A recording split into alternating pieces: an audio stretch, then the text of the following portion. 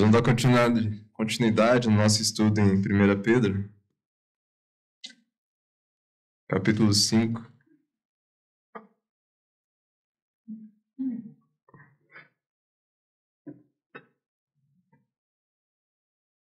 Nós estamos chegando no final do nosso estudo. Eu tenho um sério problema com essa campanha aqui, irmão. Vou pôr de um lado que eu não aperte. 1 Pedro capítulo 5, nós provavelmente hoje teremos a nossa penúltima meditação nessa carta aqui. Iremos fazer meditação dos versículos 1 a 7. Nós temos visto, relembrando um pouco aos irmãos dessa carta aqui, nós temos visto que ela foi escrita por Pedro, a irmãos que estavam passando por dificuldades, um momento em que havia perseguição, um momento em que havia muitas tribulações. E Pedro, ele mostra aqui nessa carta diversas maneiras em como nós podemos observar esses momentos de tribulação. A primeira coisa que ele fala, ou a primeira coisa que ele demonstra àqueles irmãos é a herança que eles têm prometido, apesar de nós sofremos aqui nesta vida, em comparação àquilo que nós temos guardado por Deus, esses sofrimentos se tornam pequenos, insignificantes. Como também ele vai mostrar que, na verdade, o sofrimento, eles não são meros acidentes, ou como se Deus estivesse, de alguma forma, não sob o controle sobre as coisas, mas demonstra, na verdade, que Deus, ele vem provando a fé do seu povo. Então, é por meio dessas provações, dessas perseguições, que nós demonstramos que temos uma fé verdadeira em Deus. E nisso nós vemos que Pedro vai exortar, então, aqueles irmãos a saberem andar adequadamente, buscando a santidade, buscando saber como lidar com as pessoas que se opõem contra o cristianismo, se opõem contra a nossa fé. E nós vemos no último estudo, alguns irmãos não estavam presentes, nós vimos na nossa última pregação que o Pedro vai falar novamente sobre a questão do sofrimento como não sendo algo estranho na vida do cristão, mas sim como sendo algo que faz com que o crente se identifique com Cristo, demonstra que o crente ele está atrelado aos propósitos de Jesus Cristo, quando ele fala que nós somos participantes do sofrimento de Jesus. Fala que isso é uma glória do cristão, padecer por ser um crente, como também, mais uma vez, vai reforçar a questão de Deus, ele está julgando o seu povo, demonstrando-se a fé daqueles que estão verdadeiramente reunidos, é uma fé verdadeira ou uma fé falsa. E hoje, irmãos, ele vai fazer, no capítulo 5, as suas exortações finais, e essas exortações direcionadas aos pastores das igrejas, direcionadas também aos jovens, só que, na verdade, nós vamos estudar um pouco o que significa esses jovens. Na verdade, significa o restante das igrejas, do restante da igreja, das pessoas que deveriam estar sujeitas aos pastores. Como também ele vai falar sobre a sujeição que nós devemos uns aos outros, como também, por último, ele vai falar sobre a humildade que nós devemos ter uns para com os outros, evidentemente, como também com relação a Deus, sobre nós lançarmos as nossas ansiedades a Deus, como também algo, a última exortação aqui de Pedro. Então, nós vamos fazer a leitura dos versículos 1 a 7. Diz assim: Aos presbíteros que estão entre vós, admoesto eu, que sou também presbítero com eles, e testemunho das aflições de Cristo e participante da glória que se há de revelar. Apacentai o rebanho de Deus que está entre vós, tendo cuidado dele, não por força, mas voluntariamente, nem por torpe ganância, mas de ânimo pronto, nem como tendo domínio sobre a herança de Deus, mas servindo de exemplo ao rebanho. E quando aparecer o sumo pastor, alcançareis a incorruptível coroa da glória. Semelhantemente, vós jovens, sede sujeitos aos anciões, e sede todos sujeitos uns aos outros, e revesti-vos de humildade, porque Deus resiste aos soberbos, mas dá graça aos humildes. Humilhai-vos, pois, debaixo da potente mão de Deus, para que a seu tempo vos exalte, lançando sobre ele toda a vossa ansiedade, porque ele tem cuidado de vós. Então, a primeira questão que Pedro aponta aqui é uma direção aos presbíteros. Essa palavra, ela tem um significado de a pessoa mais velha, uma pessoa que ela já é anciã. Então, Pedro, quando se refere aqui aos presbíteros, está falando daqueles homens que foram escolhidos pela igreja, pela sua maturidade cristã, pela sua capacidade e seu exemplo perante o povo de Deus. Então, eram pessoas que não só tinham essa maturidade, uma fé genuína, que era visível aos demais irmãos da igreja, mas pessoas também que sabiam ensinar Então, essa é a característica de uma pessoa que é presbítera, né? Ela foi escolhida pelo povo de Deus, né? Pela sua capacidade de ensinar, exortar e pelo seu exemplo perante o povo. Existem outros nomes que a Bíblia dá para esse tipo de cargo. Ela usa como, por exemplo, bispo, pastores, e novamente vou falar aqui a respeito dos anciões, né? Então, quando nós vemos essas pessoas aqui, nós podemos, por exemplo, lembrar das cartas que Paulo escreveu a Timóteo e a Tito, em que ele demonstra, né, as características que essas pessoas deveriam ter. Então, nós vemos que são pessoas, né, sérias na questão de levar o evangelho aos demais. São pessoas que preservam a sã doutrina de Deus, são pessoas que têm zelo pela palavra, pessoas com capacidade de interpretar e explicar a palavra de Deus, são pessoas que elas vivem aquilo que elas pregam, né? Nós vemos que quando vai citar as características, demonstra uma pessoa que realmente vive como servo de Cristo, né? Humilde, hospitaleiro, é uma pessoa apta a servir de fato, uma pessoa apta a ensinar, porque ela aplica aquilo que ela faz. Nós vemos que então é essas pessoas, né, que Pedro se dirige. Então, basicamente, a nossa pregação hoje vai ser direcionada ao pastor Valdir aqui na minha frente. Não, senti. Uma das coisas que nós vemos aqui é que Pedro vai falar, né, sobre a sua identificação com essas pessoas, né? Nós vemos que ele vai falar de modesto eu, que sou também presbítero com eles, e testemunho das aflições de Cristo e participante da glória que se há de revelar. Quando ele fala aqui que ele é presbítero com eles, né? Ele evidentemente não deixa de ser um apóstolo por isso.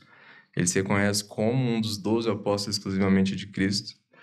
E nós vemos que quando ele fala isso é porque basicamente uma das funções dos apóstolos era uma função de pastor, né? Os apóstolos eram aquelas pessoas que dariam continuidade ao ministério de Jesus, eles ensinariam então ao povo de Deus a palavra, eles pregariam o evangelho, eles iriam cuidar ali das almas das pessoas dentro das igrejas. Nós vemos que Pedro fez isso ao enviar essa carta às várias igrejas, nós vemos que Paulo faz isso nas suas cartas ao exortar ou ensinar os irmãos sobre a palavra de Deus. Então, os apóstolos basicamente tinham a mesma característica de um presbítero, evidente com coisas especiais, né, exclusivamente de apóstolos. Mas Pedro se identifica com uma pessoa que tem essa responsabilidade, que sabe o que é essa função, e por isso ele diz que ele é um presbítero também. Outra coisa que nós vemos é que ele vai falar que ele é testemunha das aflições de Cristo e participante da glória que se há de revelar. Uma das coisas que nós podemos entender aqui sobre testemunho das aflições seria de que Pedro observou Jesus Cristo sofrendo, mas também pode significar que ele estava, na verdade, sendo uma pessoa que fala e testemunha, né, prega sobre o sofrimento de Jesus Cristo. Então, se nós formos considerar, por exemplo, a primeira questão, Pedro está falando, eu sou uma pessoa que vi Jesus Cristo sofrendo, então talvez uma implicação disso seria de que Pedro, ele arroga aqui para ser algum tipo de vantagem sobre os demais pastores, né? Então, eu sou um apóstolo, eu sou presbítero, mas eu sou alguém que teve uma comunhão especial com Cristo, alguém que olhou os seus sofrimentos. Então, seria um tipo de aclamar algum tipo de autoridade para poder exortar. Essa seria uma interpretação. Porém, eu vejo que aqui Pedro, na verdade, mais uma vez, ele quer focar na identificação com os pastores, com o ministério pastoral. Quando ele fala aqui, novamente, sobre a questão de participar da glória que se há de se revelar, nós vemos que aqui ele não está falando algo exclusivo dele como sendo apóstolo, ou que isso de alguma forma denota a autoridade dele, mas como algo que é também comum aos demais pastores, né? Então, para mim, aqui Pedro usa todas essas características como sendo uma maneira dele se identificar com os pastores. Então, para isso, nós vemos também que se torna muito mais eficaz e muito mais íntima a questão das exortações aqui de Pedro. Elas não são muitas vezes tão objetivas, como nós iremos observar. Pedro, na verdade, vai muitas vezes falar mais sobre a motivação de se servir do que necessariamente alguma característica externa do ministério do pastor. É muito difícil nós, por exemplo, observar uma pessoa que está agindo por ganância e uma pessoa que tem um ânimo pronto. É muito difícil também nós observarmos uma pessoa que está fazendo alguma coisa por obrigação ou se ela faz aquilo voluntariamente. Apesar de algumas vezes nós podemos discernir as atitudes de determinada pessoa, as intenções de uma pessoa, isso é algo muito subjetivo. Por isso que Pedro aqui fala de algo mais para os pastores olharem para si mesmos, né, e observarem essas possíveis tentações. Ele como um pastor, ele como um apóstolo, um servo, que cuida da igreja, sabe que muitas vezes os pastores podem cair nesses erros.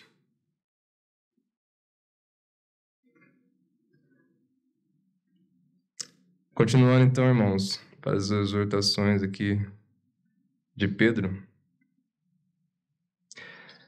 Versículo 2, ele diz assim: apacentai o rebanho de Deus que está entre vós, tendo cuidado dele. A primeira coisa que nós vemos aqui é que Pedro vai falar sobre o cuidado que o pastor tem com algo que não é dele, né? Ele trata aqui o povo de Deus, né? As pessoas dentro da igreja como sendo um pequeno rebanho. E como Deus sendo o dono desse rebanho, o pastor é um mero funcionário de Deus a serviço desse rebanho. Quando nós vemos essa questão de apacentar, ou o significado dessa palavra, está falando de algo muito abrangente dentro do serviço de um pastor, né? O pastor é aquela pessoa que vai guiar o rebanho para o pasto, vai fazer com que ela se alimente em um lugar, depois vá para outro lugar e se alimente. Proteger o rebanho, né, de perigos, de alguns predadores que podem cercar o rebanho, vai proteger as ovelhas de se perder, né? Vai ter aquele cuidado em ver se as ovelhas estão seguras no quesito de íntegras, né? Então vai ver se não tem nenhuma mancando, nenhuma que está doente ou algo do tipo. Então esse relaciona a algo muito geral no serviço de um pastor. Nós vemos que também os pastores, né, quando eles têm esse cuidado com o povo de Deus, eles muitas vezes vão usar da palavra de Deus para alimentar o povo de Deus. Então é através dos conselhos, é através da pregação da palavra de Deus, né, essa capacidade de guiar as pessoas no caminho correto, o caminho descrito nas Escrituras. Isso vai demonstrar um cuidado do pastor para com o seu rebanho. E é justamente isso que Pedro que fala, né, tendo cuidado dele. E uma das coisas que eu gostaria de destacar aqui, por mais que seja algo que deve ocorrer a todo momento, né, o pastor cuidar do rebanho, é evidente que isso tem um peso maior quando se fala de momentos de tribulações, como era aquele caso, né, em que deveria haver um cuidado, principalmente por causa das tentações que ocorrem quando as pessoas passam por provações e tribulações. Nós vemos que Pedro ele tem esse cuidado ao escrever essa carta, né, quando ele vai lembrar de promessas de Deus às pessoas ali, ele vai lembrar, né, ou tentar demonstrar àquelas pessoas a perspectiva correta que eles devem ter sobre o sofrimento, a maneira de se agir durante esses momentos. Então tudo isso demonstra certo cuidado, né, seja aquele cuidado a pessoa fazendo aqui no púlpito, ou seja aquele cuidado que o pastor vai se dirigir pessoalmente a algum irmão para cuidar, né,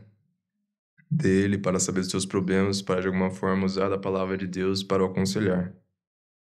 Então, o pastor é aquela pessoa, né, que apacenta o rebanho, ele observa o rebanho, aquela pessoa atenta que, né, de alguma forma está olhando para todo o rebanho, de maneira geral, como ele conduz a igreja espiritualmente, mas também ele está atento para ver individualmente a necessidade de cada ovelha sua.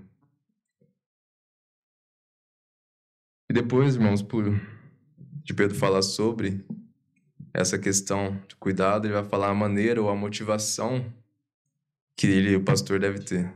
Ele vai falar não por força, mas voluntariamente. A questão aqui é bem ampla, né? Aquela pessoa que, talvez de alguma forma, durante seu ministério, ela vai perdendo aquela vontade genuína, aquele desejo inicial de cuidar realmente do rebanho de Deus, de cuidar, de exortar, de ensinar. E acaba fazendo as coisas meio que por obrigação, né? É presa de alguma forma ao ministério e já não faz aquela coisa mais voluntariamente, mas sim por, né, se sentir presa a alguma obrigação ou né, estar com pessoas dependendo dele ou de alguma forma tendo expectativas sobre ele. Então deixa de ser algo genuinamente voluntário, aquela coisa que não é necessário alguém te dizer para você fazer ou algo que você faz simplesmente por um senso de obrigação, mas algo que verdadeiramente você tem o desejo de fazer.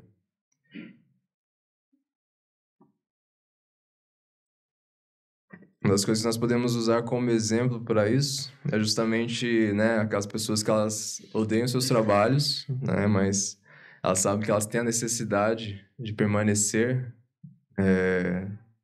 se sustentando, né, então ela ganha determinado dinheiro, ela sabe que ela não pode perder esse dinheiro de alguma forma, então ela permanece naquele trabalho chato, né, então faz suas coisas sem vontade, sem motivação.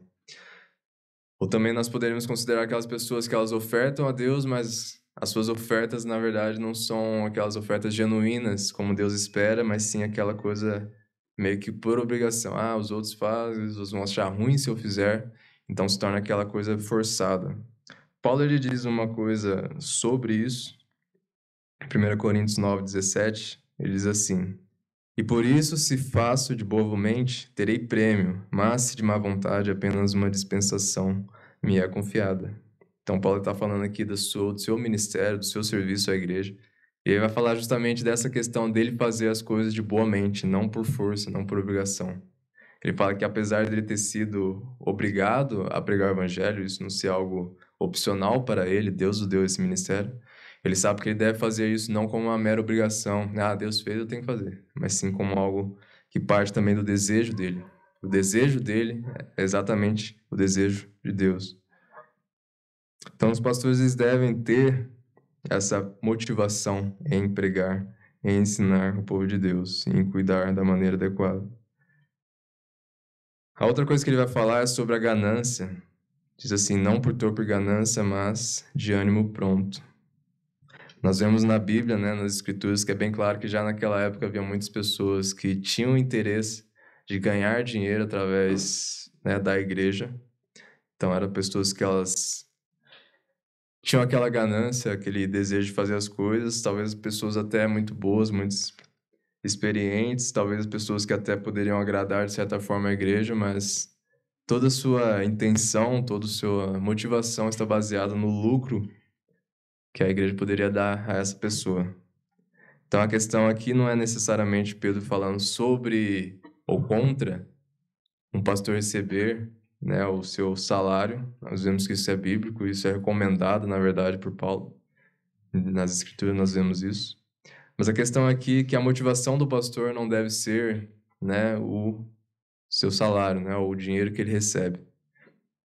Então é necessário nós vermos, né, os pastores observar a motivação de todo o seu serviço, né? Se em determinado momento ele estava ganhando bem, mas começa a apertar o caixa da igreja, ele já deixa de servir tão bem, isso demonstra algum tipo de ganância, né? Se a pessoa só se torna uma pessoa eficaz, verdadeiramente produtiva quando tem dinheiro envolvido, então isso demonstra certo tipo de amor ao dinheiro, né? Ou que a pessoa, de certa forma, é movida mais pelo dinheiro do que necessariamente pela vontade genuína de agradar a Deus. O contrário de agir, né, por essa ganância é ter o ânimo pronto. E o que isso, né, significa? Né? Essa palavra ela tem o significado de estar disposto, né? Tem a disposição. Ela significa estar preparado, estar ávido por realizar determinada tarefa. Então significa de uma prontidão e ela deve ser isenta dessa ganância, né? Essa torpe ganância. Então a pessoa, ela, mesmo ganhando pouco, mesmo ganhando muito, ou ganhando nada, a disposição em servir, a força empregada, a disposição em cuidar, a atenção para com o povo de Deus deve permanecer a mesma. Então o contraste que Pedro faz aqui. E por fim ele vai falar nem como tendo domínio sobre a herança de Deus, mas servindo de exemplo ao rebanho. E esse é um termo um pouco mais complicado. Nós vemos aqui que a exortação é contra a tendência de nós, ou os pastores, né, se sentir donos da igreja, de certa forma. E a palavra em si, ela tem o sentido de prevalecer sobre algo, ou dominar alguma coisa, né? Então, a pessoa que ela vence sobre alguma coisa, sobre alguém. E fica meio estranho se nós isolarmos aqui, então, por isso que eu levo os irmãos a observarem aquilo que é o contraponto de Pedro aqui, que é a questão de servir de exemplo ao rebanho. Então, isso aqui dá uma ideia de que o pastor não é aquela pessoa que está alheia ao povo de Deus, no sentido que ela está separada, os demais são servos, os demais são subjugados, eu estou separado. Não, pelo contrário. O pastor é aquele que está no meio do povo de Deus e ele está lá sendo o principal exemplo no meio do povo de Deus. Uma das coisas que nós vemos no reino de Deus, né, Jesus Cristo ele vai falar muito sobre isso, é que aqueles que são, né, ou desejam ser os maiores no reino, na verdade, são aqueles que se tornam menores e são aqueles que servem mais. Nós vemos isso em Mateus 20, 25 a 27. Diz assim: Então Jesus, chamando-os para junto de si, disse: Bem sabeis que pelos príncipes dos gentios são estes dominados, e que os grandes exercem autoridade sobre eles. Não será assim entre vós, mas todo aquele que quiser entre vós fazer-se grande, seja vosso serviçal. E qualquer que entre vós quiser ser o primeiro, seja vosso servo. Então Jesus está mostrando, né, a hierarquia que existe dentro do reino dele. Não é como o mundo, né, tem a hierarquia, não era como os romanos naquela época, em que quem servia mais, na verdade, era o menor, aquela pessoa que recebia a ordem, a pessoa que era mais subjugada. Mas não, no reino de Deus, aquelas pessoas que são mais prontas a servir, que mais se colocam em último lugar para dar preferência às outras pessoas, essas sim são as maiores no reino de Deus. Da mesma forma, sim, são os pastores, né? Quando eles devem ser exemplos de pessoas que servem, pessoas que são humildes, pessoas que reconhecem, né, a necessidade de demonstrar o valor das suas ovelhas, né? Pessoas dispostas a realmente abrir mão de muita coisa para que possam adequadamente servir as demais. Então, essa questão aqui que Pedro coloca, né, irmãos, que pastor não é alguém, não é um rei sobre a igreja ou algo do tipo, não é alguém que só manda, vem pro púlpito, fala e sai fora, não tem relacionamento com os irmãos, não procuram algum tipo de aproximação com os demais irmãos, né? Existe muito hoje em dia aqueles pastores meio que estrelas, né? Tem até um termo para isso, pastores celebridades, né? Que são aquelas pessoas que só vê ela no púlpito e demais, restante da vida, não vê. Só vê em entrevistas, conversa com famosos e o resto de comunhão com o seu próprio rebanho não existe. Então isso é algo muito perverso, contrário à vontade de Deus. Então qual que seria, então, a motivação correta, né? Nós vemos que Pedro vai mostrar diversas coisas erradas, coisas boas, as motivações e a prontidão correta. E ele vai dar uma última motivação no versículo 4, que diz assim: Quando aparecer o sumo pastor, alcançareis a incorruptível coroa da glória. Aqui nós temos, então, a motivação genuína, correta, que o pastor deve ter. Nós vemos aqui que ele vai apontar para uma recompensa futura, né? Uma recompensa que não está aqui nessa terra. Não é o reconhecimento das pessoas, não é o reconhecimento do seu trabalho pelas pessoas, não é o dinheiro que você ganha, não é nada atrelado a este mundo, mas sim algo que está ainda por vir, né? Quando ele aponta aqui para o sumo pastor, ele está falando da volta de Jesus Cristo. E o motivo dele mostrar Jesus Cristo como sumo pastor já poderia nos levar a pensar várias coisas, né? Como Jesus sendo o verdadeiro pastor do rebanho, né? Ele como sendo aquele que, apesar de enviar os seus servos para auxiliar o rebanho, ele ainda assim está sob o cuidado daqueles que ele resgatou. Isso poderia também levar os pastores a olhar o exemplo de Cristo como sendo o supremo pastor, daquele a que eles devem se espelhar. Mas uma das coisas que nós vemos como sendo o foco de Pedro aqui é justamente demonstrar o sumo pastor como aquele que vai reconhecer o serviço dos outros pastores, daqueles seus servos que têm esse ministério.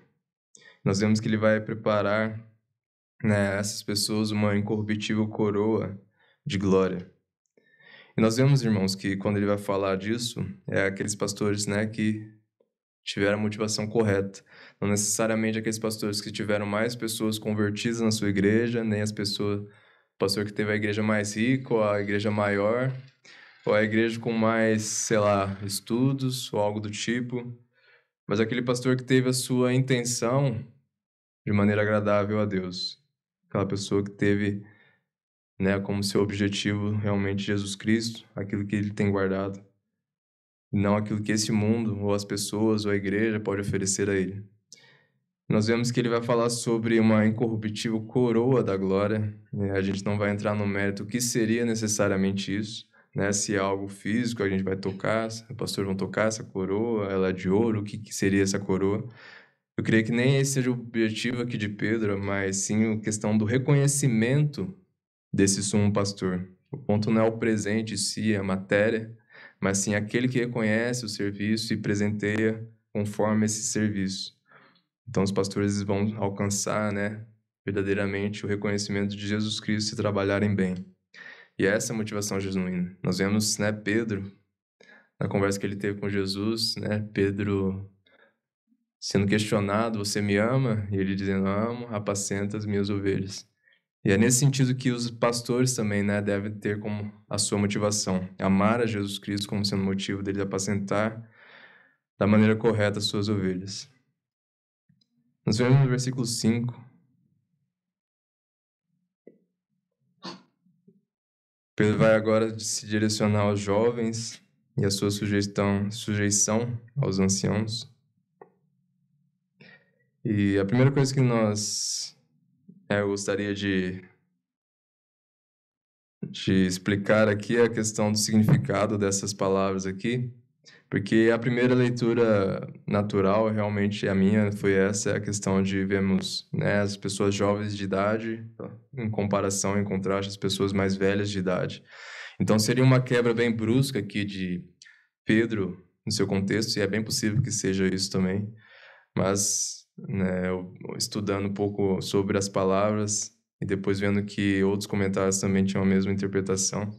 A questão aqui, irmãos, é que a palavra ancião, ela tem é a mesma palavra usada para presbítero, né? Não existe distinção entre essas duas palavras. Então, quando ele fala que sobre esses anciãos, poderia ser uma referência a esse mesmo tipo de ministério, né? Esse mesmo tipo de cargo de uma pessoa que é pastora, né? Pastor. Não é pastora, não tem. Então, os mais jovens aqui, né? Essa palavra também, ela tem várias traduções aqui na Bíblia. E geralmente ela é algo, né, de comparativa, né? Não necessariamente dizer que meu pai é jovem está errado, né? Porque em comparação com outras pessoas ele é jovem, entendeu? Então, por exemplo, no meu caso, eu seria mais velho que ele, eu seria mais novo que ele, então ele seria o velho no caso. Então, essa questão comparativa que essa palavra traz. E também tem outras interpretações, traduções para essa palavra. Por exemplo, Jesus, quando vai falar sobre aquele que quiser ser o maior, se faça como o menor, é essa mesma palavra que ele utiliza. Então, isso dá, né, tanto esse sentido de juventude, ser mais novo em relação a alguém, como também de ser, em algum grau, né, em algum tipo de postura, de posição, ser inferior a outra pessoa. Então, a questão aqui que eu vejo como sendo a correta, irmãos, é que Pedro ele continua falando sobre a questão de pastores e ovelhas, quando ele vai falar que nós, que somos os mais jovens, aqueles que são, né, de alguma forma subordinados aos pastores, devemos ser sujeitos a eles. E a implicação disso significa que nós devemos, então, obedecer de maneira adequada a esses pastores, né? Se eles têm essa prerrogativa de nos conduzir na nossa vida, então nós devemos nos sujeitar a esse tipo de condução. Não sermos rebeldes às suas exortações, não sermos pessoas que procuram, né, fazer as coisas isoladas da influência dos pastores, mas sim procurar esses conselhos, procurar ouvir os seus ensinamentos e assim realizar aquilo que eles pedem, né, conforme a palavra de Deus. Uma das coisas que Pedro vai falar ainda sobre sujeição no final do versículo 5, e ser todos sujeitos uns aos outros. Na verdade, no meio do versículo 5, nós vamos parar por aqui. Nós vemos que, mais uma vez, ele vai trazer esse assunto de sujeição, e agora ele expande esse assunto para todos os seus leitores, né? Todos sejam sujeitos uns aos outros.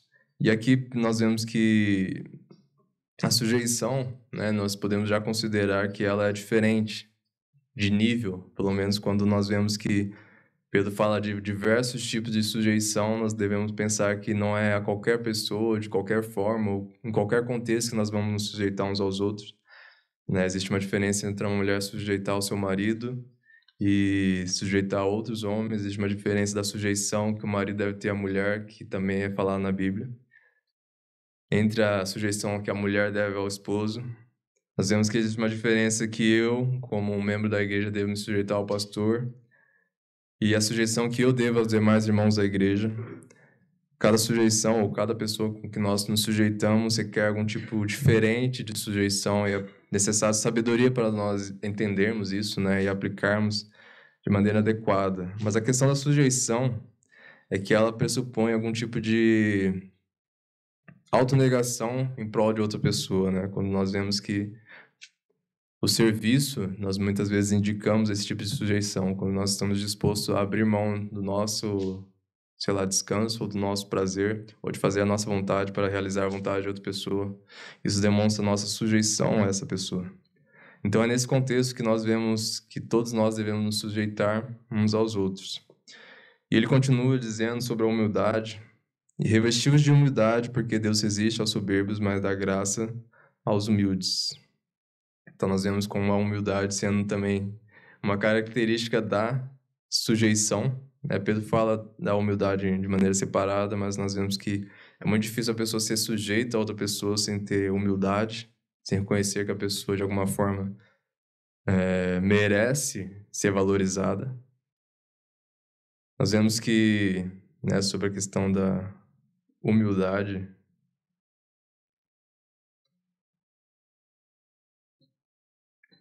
é que nós temos diversos conceitos, né, armados sobre a humildade. Uma das coisas que nós vemos, né, ou consideramos humildade poderia ser, por exemplo, atitudes. Nós vemos, essa é uma atitude muito humilde, essa é uma atitude muito simples, né? A pessoa, sei lá, pessoa pobre, automaticamente, muitas vezes a pessoa vai achar que a pessoa é humilde. A pessoa, ela fez uma atitude boa para outra pessoa, necessariamente a gente vai considerar isso como algo humilde.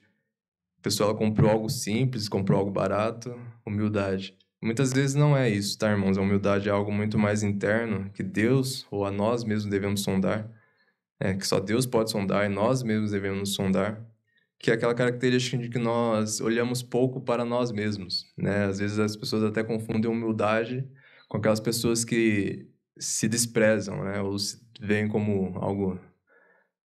se veem como vítimas, ou se veem como prejudicadas, ou como pessoas sem muitas habilidades, ou sei lá, algo do tipo. Isso pode ser humildade, mas não necessariamente uma coisa é igual à outra, né? E no sentido que eu quero dizer aqui é que às vezes essas pessoas, elas estão simplesmente olhando demais para ela em comparação a outras pessoas, e por isso elas se sentem tão frágeis, tão pequenas em comparação a outras pessoas. Isso não é humildade. A humildade, ela não é olhar para si e olhar para o outro no mesmo grau. A humildade é muitas vezes deixar de olhar para si mesmo, né? E olhar mais para o outro. Existe o sentido de nós vermos nossas limitações, sim, na humildade. Mas muitas vezes a humildade, ela vai se demonstrar na nossa capacidade de ver positivamente a pessoa que está ao nosso lado. Então, quando nós temos, né, o conceito de que as pessoas, elas são, né, as pessoas que não são salvas, elas são feitas à imagem e semelhança de Deus, nós iremos, né, observar isso e agir de maneira diferente por causa disso. Nós vemos que nossos irmãos, elas são pessoas amadas por Deus, resgatadas por Deus. É evidente que isso vai mudar a maneira como que nós agimos para com essas pessoas. Então, a humildade é muito mais essa capacidade de parar de olhar para si mesmo, parar de se comparar com as outras pessoas e olhar, né, positivamente do próximo e valorizar o próximo. E qual que é a motivação para a humildade, né? Nós vemos aqui que Pedro vai dizer que Deus, ele resiste aos soberbos, mas dá graça aos humildes. Então Deus é aquela pessoa que está contra aquelas pessoas que olham demais para si, para aquelas pessoas que se valorizam demais, para aquelas pessoas que se acham muita coisa. Então nós vemos que Deus, ele geralmente, ele está contra essas pessoas que pensam capacitadas ou melhores do que as outras pessoas. Mas ele está pronto a receber aqueles que são humildes. Nós vemos que a nossa conversão, ela se dá através da humildade, né? Quando nós reconhecemos que nós não temos nenhuma capacidade de nos salvarmos, nenhuma capacidade de sairmos do nosso estado de pecado, de fugirmos da ira de Deus. Então, é através dessa humildade que Deus, ele nos recolhe, né? Ele nos concede a sua graça. E essa mesma humildade deveria seguir, né, a vida do crente, agindo para com seus irmãos e agindo para com Deus, né, com humildade. No versículo 6, ele vai deixar de direcionar a nossa humildade uns para com os outros, agora falar sobre nós nos humilharmos perante Deus. No versículo 6, ele diz assim: Humilhai-vos, pois, debaixo da potente mão de Deus, para que a seu tempo vos exalte, lançando sobre ele toda a vossa ansiedade, porque ele tem cuidado de vós.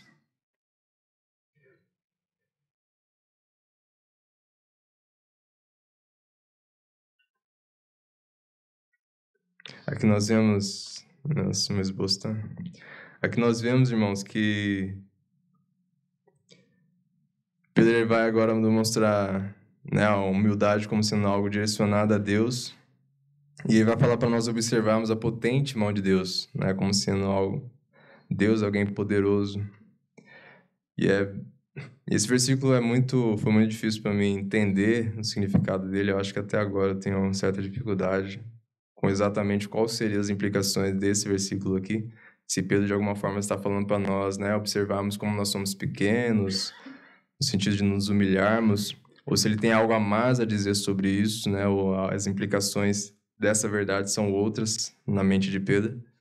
Mas uma das coisas que eu observo aqui é que ele vai relacionar o versículo 6 e 7 sobre a questão da nossa ansiedade, lançar sobre Deus a nossa ansiedade. E essa humildade em reconhecer a potente mão de Deus. Então, uma das coisas que nós vemos é que nós, quando somos humildes, reconhecemos a nossa fragilidade, as nossas limitações, as nossas incapacidades de lidar com as aflições. E, novamente, eu creio que Pedro ele volta a esse assunto, a memória daqueles irmãos sobre as situações que eles estavam vivendo, sobre as dificuldades que eles estavam enfrentando. E com certeza são dificuldades que causam diversas ansiedades naquelas pessoas, né? Evidentemente que é nesses momentos em que nós estamos com a mente a mil tentando trabalhar para vermos de que maneira nós iremos, né, contornar essas situações ruins. De fato, é algo que deve ter acontecido com aqueles irmãos, é algo que acontece conosco também. Ninguém passa por tribulações de maneira passiva, no sentido de não se preocupar com aquilo, não pensar naquilo. Geralmente, quando nós estamos com algum problema, o que mais acontece é nós pensarmos e remoermos ele na nossa mente. Então, evidentemente que isso causa diversos cuidados, né, que nós temos com relação a esses pensamentos, nos causa medo, nos causa ansiedade.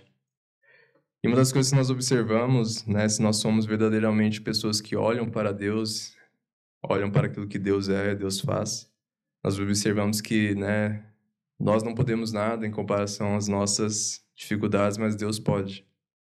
Muitas vezes nós somos, né, não necessariamente, novamente eu vou falar, uma coisa não é igual a outra, mas muitas vezes a ansiedade demonstra uma certa arrogância da nossa parte, né, como se nós fôssemos os capacitados a resolver os nossos problemas, ao invés de sermos aqueles que reconhecem a nossa incapacidade, a nossa limitação, e fazem como Pedro diz aqui, que é lançar sobre Deus as nossas necessidades, as nossas angústias, né, as nossas aflições. Então, se nós, né, observamos a implicação do que o Pedro quer dizer aqui, nós devemos atentar, né, sobre o que nós temos orado, ou sobre o que nós temos feito nos momentos de dificuldade da nossa vida. Nós temos guardado para nós, achado que nós somos suficientemente bons de resolver de alguma maneira, nós temos, né, sempre bolando algum tipo de solução para o nosso problema, somos aqueles que reconhecem a nossa fragilidade, reconhecem a mão de Deus, e por isso sabem, né, e reconhecem que Ele é aquele que pode resolver esses problemas, e então oramos a Ele, suplicamos a Ele pelo seu socorro. Então esse é o sentido aqui que eu vejo dessa passagem. E uma das coisas que eu gostaria de fazer é concluir com algumas aplicações. A primeira delas, evidentemente, direcionada ao pastor Valdir Ferro. Mas é evidente que eu acho que também existem aplicações aqui para todos nós, né, primeira parte aqui, a primeira coisa que nós vemos é a necessidade de pastores nas igrejas, né? Existem algumas denominações que consideram não ser necessário que haja pastores, né, ou como sendo algo opcional, mas nós vemos que é algo essencial na vida de uma igreja, pessoas que são capazes de guiar o rebanho de Deus, pessoas que têm essa aptidão, são capazes de ensinar e têm esse verdadeiro desejo, né, e interesse pelo povo de Deus, em ensinar o povo de Deus, em instruir. Nós vemos também, irmãos, que é necessário que a igreja, né, atente para as características do pastor, né? Se ela não tem um pastor, é necessário que ore, não só ore, como procure, né, pastores ou homens dentro da igreja que possam instruir a igreja, né, que são pessoas maduras, são pessoas que são capazes de ensinar a palavra de Deus, são pessoas verdadeiramente interessadas na obra. E também é necessário que homens, né, tenham esse desejo genuíno de fazer a vontade de Deus nesse ministério, né? Às vezes a gente tem aquela questão de muita humildade em não querer, né, algum tipo de arrogância nesse sentido, mas às vezes é necessário de pessoas que, né, se coloquem dispostos a servir a Deus dessa maneira aqui. E se a igreja vê, ou se ele vê os requisitos mínimos, é bom que ele não fuja desse ministério, porque é necessário que a igreja tenha líderes espirituais. Outra coisa que nós podemos observar também é sobre a função dos pastores, né, que são pessoas que têm o cuidado com o rebanho de Deus, e esse cuidado, né, ele não deve ser limitado, né? Às vezes a gente pensa que pastor só faz uma coisa, pastor ele só prega, pastor ele só faz isso ou só faz aquilo, pastor ele só aconselha individualmente. Necessário que, né, vejamos com mais amplidão o significado do pastorado, né, saber que um cuidado ele vai muito além, né, de simplesmente só fazer determinada coisa dentro da igreja, mas na verdade é uma observação para a necessidade das pessoas, seja a necessidade da igreja como um todo, seja uma necessidade individual de uma só pessoa, né? O pastor é aquela pessoa que vai ajudar um que está manco a voltar a se recuperar, como também é aquele que vai guiar todo o rebanho para se alimentar adequadamente. Então nós vemos que é uma pessoa que deve estar sempre atenta e disposta a auxiliar, né, o rebanho de Deus que está colocado sob seus cuidados. Outra coisa que nós vemos também, irmãos, que já é uma aplicação para nós, né, que somos pessoas que têm pastores, é que nós devemos, né, reconhecer a mão de Deus nesses homens, né? Uma das coisas que nós vemos sobre pessoas que cuidam do rebanho é que nós devemos deixarmos ser cuidados. Muitas vezes as pessoas, no momento de dificuldades, elas querem se isolar, elas querem procurar conselhos de pessoas que muitas vezes não são capazes de dar conselhos a elas. Então elas ficam entre, né, seu grupo, o seu núcleo de amizade, compartilhando muitas vezes de seus problemas, suas dificuldades. Quando existe uma pessoa que, né, Deus põe como meio de graça no meio do seu povo para que seja, né, um instrumento nesse quesito, né, que seja capaz de nos auxiliar em nossas dificuldades, que possam trazer algum tipo de instrução segundo a palavra dele. Então nós não devemos, né, nos enclausurar nas nossas dificuldades, mas deixá-las conhecidas, deixar com que, né, possamos reconhecer a capacitação dos pastores em nos auxiliar, nos dar conselhos de sabedoria, conforme a palavra de Deus. Outra coisa é relacionada novamente aos pastores, que é sobre a motivação do pastorado, ou de servir ao povo de Deus. Nós vemos que Pedro ele não fala de questões objetivas aqui, que nós podemos ver se o pastor está sendo bem-sucedido ou mal-sucedido, mas nós vemos que Pedro aqui vai fazer com que os pastores olhem para si mesmo, né, os seus corações, suas motivações, se elas são genuinamente boas, né? Se realmente os pastores fazem o que fazem porque amam a Deus, amam a Jesus Cristo, esperam receber algum galardão dele, ou se simplesmente se acomodaram, né, com um título, ou se acomodaram com determinado tipo de serviço dentro da igreja, mas já não há mais aquele interesse genuíno, já não há mais aquele senso de vontade genuína, mas sim é pela acomodação ou é pelo desfrutar de alguns privilégios que existem em ser pastores, desfrutar de um salário, coisa do tipo. Então Pedro vai falar para os pastores sondarem a si mesmos e se verem se estão permanecendo, né, naquele correto caminho. Quer fazer as coisas olhando para o futuro e não para esta vida presente. Outra coisa que nós vemos é sobre sujeição de nós como ovelhas, né, aos nossos pastores, que se eles estão aqui pregando a palavra de Deus, a ideia é que nós atentemos para o que eles estão falando e apliquemos na nossa vida. Eles estão falando sobre servir a Deus na igreja, é que nós devemos então servir mais. Estão falando de oração pelos outros, é porque nós devemos orar mais. Então não é algo que nós devemos, né, fazer com que entre no ouvido e saia no outro.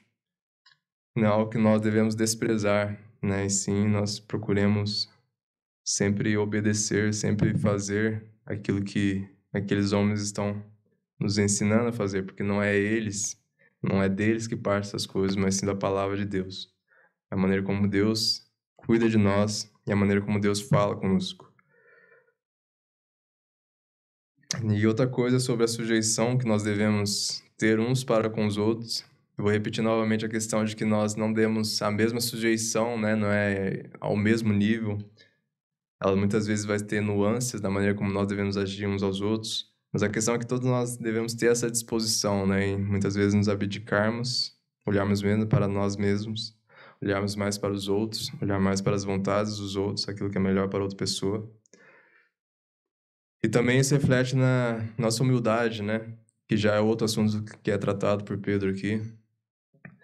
A necessidade de nós pararmos de olharmos muito para nós mesmos, né? Essa constante necessidade que nós temos de muitas vezes nos engrandecer perante os outros ou fazer as coisas porque nós queremos de alguma forma parecer maiores do que os outros. E a humildade, né? Muitas vezes ela vai ser difícil de nós alcançarmos, né? Uma pessoa humilde, ela não se interessa em saber se as outras pessoas saibam que ela é humilde ou coisa do tipo, né? Ela não tem essa constante olhar para si mesma, né? Ela está pouco interessada em si, mais interessada nas outras pessoas. Muitas vezes a gente vai ter o nosso serviço aqui na igreja como sendo uma maneira de nós nos colocarmos superiores às outras pessoas, né? Ah, eu sirvo mais ou sou melhor em servir nessa área do que outras pessoas. Então, às vezes, aquilo que deveria ser um ato de humildade, serviço aos irmãos, se torna, na verdade, um ato de arrogância. Então, é necessário que nós tomemos cuidado, irmãos, e olhemos para nós mesmos se muito daquilo que nós fazemos é porque olhamos demais para nós ou se nós temos aquilo que é correto, conforme a palavra de Deus, é porque nós estamos realmente olhando para os outros. Nós devemos também nos humilhar, irmãos, perante Deus, né, e saber que a maneira como que se deu a nossa salvação é através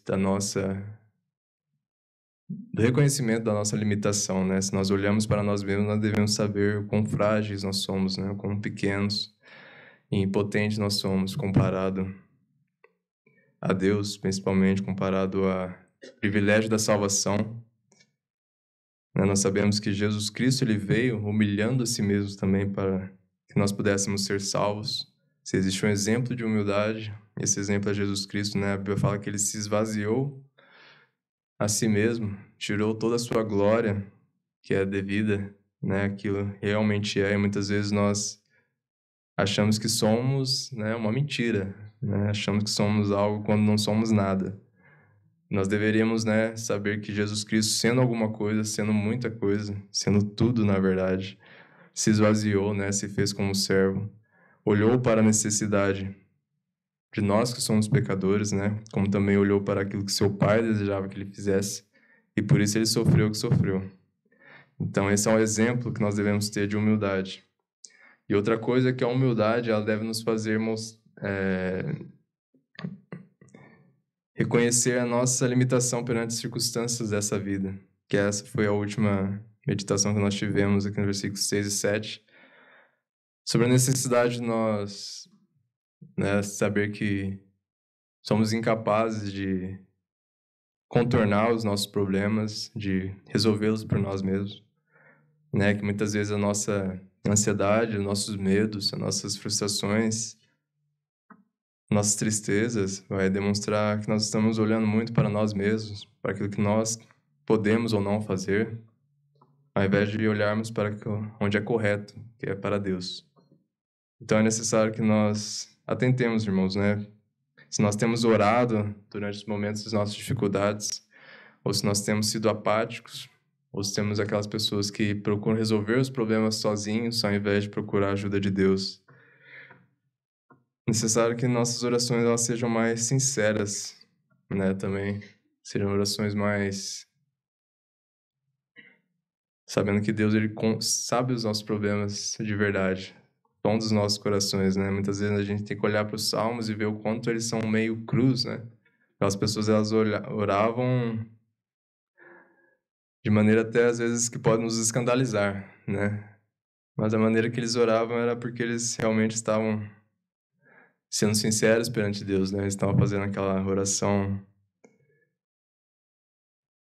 formalzinha só para bater cartão todo dia, mas é porque eles tinham um verdadeiro relacionamento com Deus. E eles olhavam para as circunstâncias dessas vidas e sabiam que somente Deus estava no controle de todas as coisas, somente Deus poderia livrá-los naqueles momentos. Essa é a meditação que eu tenho para hoje. Espero que Deus possa nos abençoar. Pastor Valdir.